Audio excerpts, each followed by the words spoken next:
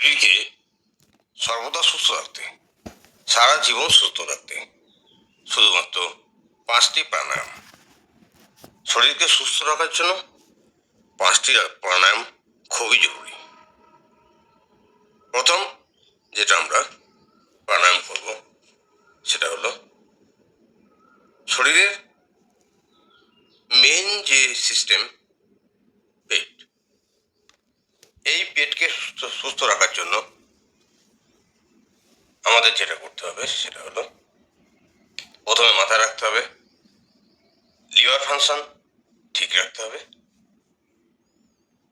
প্যানক্রিয়াসের কার্যকারিতা সঠিক রাখতে হবে এবং সর্বোপরি সারাদিনের খাদ্য গ্রহণ যথাযথ সময়ে পাচন হজম শক্তি ঠিক রাখতে হবে। পাচন ক্রিয়া যদি ঠিক থাকে তাহলে গ্যাস, অম্বল, বদহজম থেকে আপনি সর্বদা মুক্ত থাকবেন। তাই আমাদের যেটা সবচেয়ে প্রথম করণীয় বিষয় সেটা হলো পেটের যে নালীগুলো আছে, খাদ্য নালী, হজম শক্তির জন্য পাকস্থলী, এবং সেই পাকস্থলীতে যে সমস্ত কার্যক্রিয়াদি সম্পন্ন হয়, অগ্নাশয়, প্যানক্রিয়াস, এবং সেই প্যানক্রিয়াসের নির্গত রস পাকস্থলীতে ঠিকমতো কার্যকারিতার পরিস্থিতি তৈরি করে দেওয়া এবং খাদ্যগুলি পাচন ক্রিয়ার মাধ্যমে যে কার্যকারিতা পরিস্থিতি তৈরি হয় তার সমস্ত ব্যবস্থা ঠিক রেখে খাদ্যের সমস্ত গুণাগুণ লিভারের মাধ্যমে রক্তে পৌঁছে দেওয়া এবং রক্ত তৈরির জন্য যে সমস্ত মেটেরিয়ালগুলো লাগে সবটাই কিন্তু আমাদের খাদ্য থেকে পাচন ক্রিয়ার মাধ্যমে আমাদের লিভার মাধ্যমে পৌঁছায় রক্তে, এবং রক্ত পরিশ্রুত হওয়ার পর রক্তের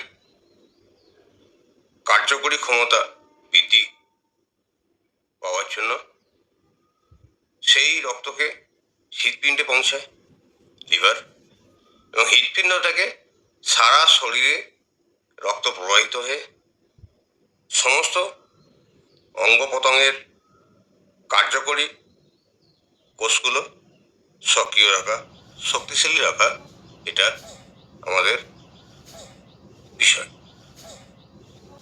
সারাদিনের ওয়ার্কআউট, প্রথম ওয়ার্কআউট আমি বললাম পেটে যে সমস্ত খাদ্যনালী, পাকস্থলী, পাচন ক্রিয়া সমস্ত কিছু সুস্থ রাখার জন্য প্রথম আমাদের যেটা মাথায় রাখতে হবে সেটা এই পাচন ক্রিয়া হওয়ার পর যে বর্জ্যগুলো সঠিকভাবে মলত্যাগের মাধ্যমে শরীর থেকে নির্গত করা, মানে কোষ্ঠকাঠিন্য দূর করা, এটা সবচেয়ে বড় কার্যপদ্ধতি।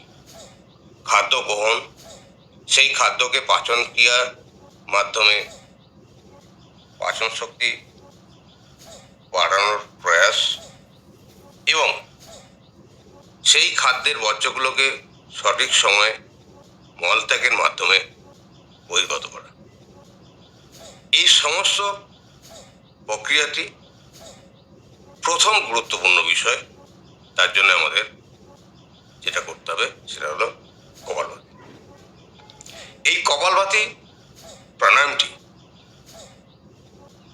এটি খুব সহজ, কিন্তু সঠিক পদ্ধতি অনুসরণ করে যদি আমরা এই কপালভাতি প্রাণায়ামটা করি তাহলে আমাদের শরীরের যে মেন কার্যাদি, যেটা আমি এতক্ষণ আলোচনা করলাম, এটি সম্পূর্ণ হবে। এবার আমরা যে কপালভাতির মধ্যে আমি এতক্ষণ প্রাণায়াম করছিলাম, সেটি সঠিক পদ্ধতিতে কি? আসনে বসা, বাপাটি নিচে রেখে, ঠিক বাপাটির বাঁ পায়ের গোড়ালিটা ঠিক সামনে নিয়ে এসে তার উপরে ডান পাটি তুলে আসনে বসা, মেরুদণ্ড সোজা রাখা খুব জরুরি। মেরুদণ্ড সোজা যদি না থাকে তাহলে এই আসনের কার্যকরী ক্ষমতা সঠিক পাওয়া যাবে না। এরপর হাতের বৃদ্ধাঙ্গুলি এবং তর্জনী স্পর্শ করে চিন্মুদ্রায় বসে বাকি অঙ্গুলিগুলোকে একদম সোজা রেখে নাক দিয়ে নিঃশ্বাস ত্যাগ করতে হবে, এবং নাক দিয়ে নিঃশ্বাস ত্যাগ করার সময় পেট পুরো যতটা সম্ভব ভিতর থেকে টেনে রাখতে হবে। শুধুমাত্র নিঃশ্বাস ত্যাগ করাই এই প্রাণায়ামের প্রধান কার্যকরী বিষয়।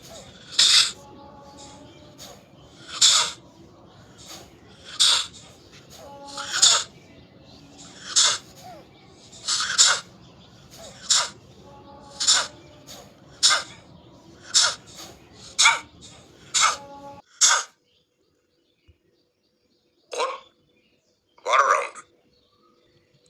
যারা প্রথম শুরু করছেন 6 রাউন্ডে শুরু করুন, 2-1 দিনের মধ্যে 12 রাউন্ড করুন। তারপর ধীরে ধীরে এই সংখ্যাটি বাড়াতে থাকুন।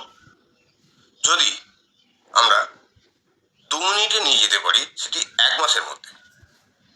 রেগুলার প্র্যাকটিস, খালি পেটে অবশ্যই কপালভাতি খালি পেটে অনুশীলন করার প্রয়োজন।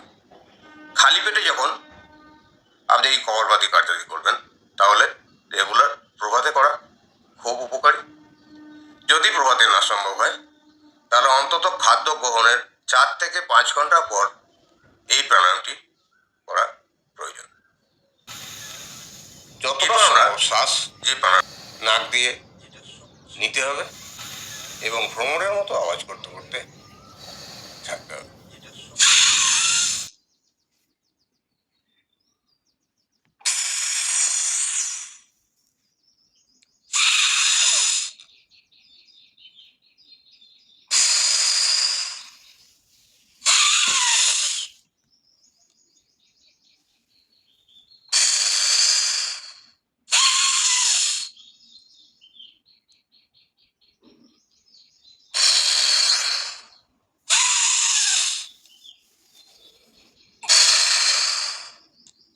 ছড়াও। এটি দীর্ঘক্ষণ করার কোনো প্রয়োজন নেই, খুব বেশি হলে 1 মিনিট। এই ভ্রমণে প্রাণায়ামটা করার পর আমরা যে প্রাণায়ামটি করব, শরীরের রক্ত সঞ্চালনের জন্য খুবই প্রয়োজন। এই রক্ত সঞ্চালন যদি ঠিক থাকে, তাহলে আমাদের শরীরের প্রতিটি অঙ্গ প্রত্যঙ্গ, কোষ তার সুস্থ কার্যকারিতা বজায় রাখার জন্য যে রক্তের প্রয়োজন, সেই রক্তটি প্রতিটি কোষে সরবরাহ হবে এবং প্রতিটি কোষ উজ্জীবিত থাকবে। এই প্রাণায়ামটির মাধ্যমে শরীরের যত নাড়ি আছে, সমস্ত নাড়ি কার্যকরী ক্ষমতা এবং প্রবাহ গতিবিধি তীব্র হবে, যার ফলে কোনো নালীর মধ্যে কোনো লেয়ার বা আস্তরণ পড়বে না, বা যদি আস্তরণ পড়েও থাকে, রক্তনালী বলুন বলুন বা স্নায়ুতন্ত্র বলুন, সমস্ত নাড়িগুলোকে একদম পরিষ্কার পরিচ্ছন্ন রাখে এই প্রাণায়াম। যদি আমরা এই নাড়িগুলোকে শুদ্ধি করে রাখতে পারি, তার জন্য এই প্রাণায়ামটা খুব জরুরি। তাই এই প্রাণায়ামটার আরেকটি নাম হলো নাড়ি শুদ্ধি প্রাণায়াম। অনুলোম বিলোম বা নাড়ি শুদ্ধি প্রাণায়াম রেগুলার 2 মিনিট যদি আমরা করে থাকি, তাহলে শরীরের কোনো কোষ অকেজ হয়ে পড়বে না। তাহলে প্রতিটি কোষের মৃত্যুর সঙ্গে সঙ্গে আরেকটি নতুন কোষ যে জন্মাচ্ছে, সেগুলোকে শক্তিশালী সক্রিয় রাখার খুব প্রয়োজন। তাই আপাদমস্তক সমস্ত কোষের কার্যকরী ক্ষমতা যখনই বৃদ্ধি পাবে, তাহলে শরীরে সমস্ত রকম রোগ মুক্তি হওয়ার সম্ভাবনা এই প্রাণায়াম থেকে থাকে।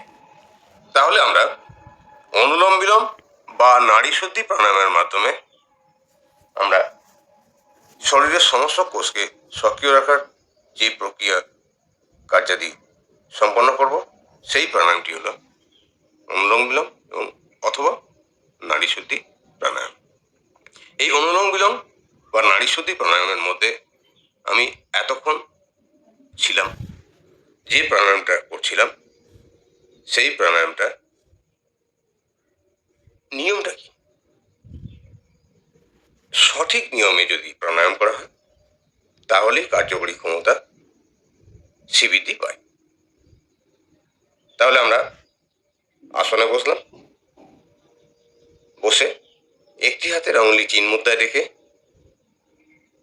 বাম হস্তের ডান হস্তের তর্জনী এবং মধ্য অঙ্গুলিকে ঠিক এইভাবে ভাঁজ করে নিয়ে বৃদ্ধাঙ্গুলি দিয়ে আমরা ডান দিকের নাসিকা চেপে ধরব এবং চতুর্থ অঙ্গুলি যেটি, এটি আর্থ বা পৃথিবীকে রিপ্রেজেন্ট করে, এটি দিয়ে আমরা বাঁ দিকে নাসিকা চেপে ধরব। এই দুটি অঙ্গুলির কাজ এই অনুলোম বিলোম প্রাণায়ামে আছে। তাহলে বৃদ্ধাঙ্গুলি সূর্য বা অগ্নিকে রিপ্রেজেন্ট করে। আমাদের শরীরের যে নাসিকা দ্বয় আছে, ডান দিকের নাসিকা দিয়ে অপেক্ষাকৃত উষ্ণ প্রবাহিত হয়, আর বাম দিকে নাসিকা দিয়ে অপেক্ষাকৃত ঠান্ডা বায়ু প্রবাহিত হয়। তাই আমরা ডান দিকের নাসিকাকে সূর্যের সাথে তুলনা করি আর বাঁ দিকের নাসিকাকে চন্দ্রের সঙ্গে তুলনা করি।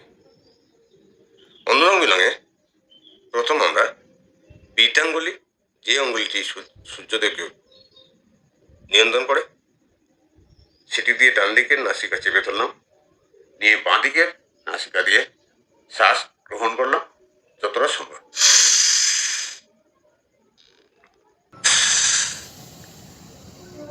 বাঁ দিকের নাসিকা চেপে ধরে ডান দিকের নাসিকা দিয়ে শ্বাসটা ত্যাগ করলাম। এটি হলো 1 রাউন্ড। প্রথম যারা শুরু করবেন 6 রাউন্ড দিয়ে শুরু করবেন, তারপর 12 রাউন্ড, আস্তে আস্তে বাড়াতে বাড়াতে 1 মাসের মধ্যে 2 মিনিটে আমরা পৌঁছাবো, যেটি আমি এখনই করে দেখাচ্ছিলাম, আবার করে দেখাচ্ছি।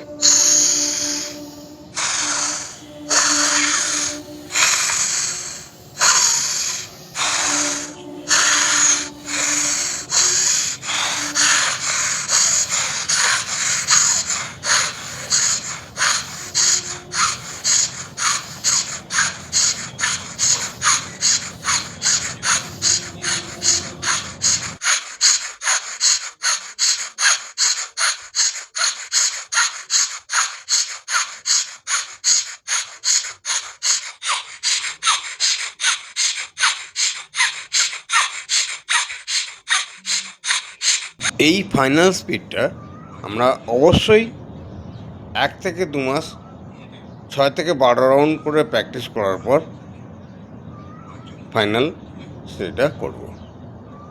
বিশেষ ধারণা নিলাম। এরপর আমরা আরও 2টি প্রাণায়াম করে দেখাবো। টাইম দীর্ঘায়িত হয়ে যাচ্ছে, খুব সংক্ষিপ্তভাবে জাস্ট আমি এই দুটো দেখিয়ে দেব। আমরা ভস্ত্রিকা প্রাণায়ামটি অবশ্যই করব, রেগুলার প্র্যাকটিস। ভস্ত্রিকা প্রাণায়ামের সঠিক নিয়ম হলো আসনে বসে 2টি হাতকে রেখে চিন মুদ্রায় রেখে নাক দিয়ে নিঃশ্বাস নেওয়া এবং মুখ দিয়ে নিঃশ্বাস ছাড়া, এবং সঙ্গে পেটটি সংকুচিত করা। এই হলো ভস্ত্রিকা নিয়ম। উচ্চ রক্তচাপ এতে নিয়ন্ত্রিত হয়। 5 নম্বর আসনটি যেটা দেখবো সেটি হলো হাঁটু দুটো ভাঁজ করে বসে পেটে তলপেটের নিম্নাংশে চাপ দিয়ে যতটা সম্ভব সামনের দিকে বডিটা ঝুঁকিয়ে কিছুক্ষণ থাকতে হবে। এটিও খুব কার্যকরী প্রাণায়াম, যেটি থেকে আমরা পেটের বা কোমরের বিশেষ কাজ পেয়ে থাকি। এটি বেশিক্ষণ করার প্রয়োজন নেই, খুব বেশি হলে 3 বার প্রত্যেকটি প্রাণায়ামের সঙ্গে করে নিলেই যথেষ্ট। প্রতিটি প্রাণায়াম করার পর এই প্রাণায়ামটা 3 বার করে নিলেই যথেষ্ট। যাক, সকল সাথীকে নমস্কার জানিয়ে, আন্তরিক শুভেচ্ছা জানিয়ে আজকের এই 5টি প্রাণায়ামের বিশেষ কার্যকারিতা এবং উপকারিতা সম্বন্ধে যে আলোচনা হলো, অবশ্যই আমরা রেগুলার প্র্যাকটিস করব এই আশা রেখে আজকের ভিডিও এখানেই সমাপ্ত করলাম। নমস্কার।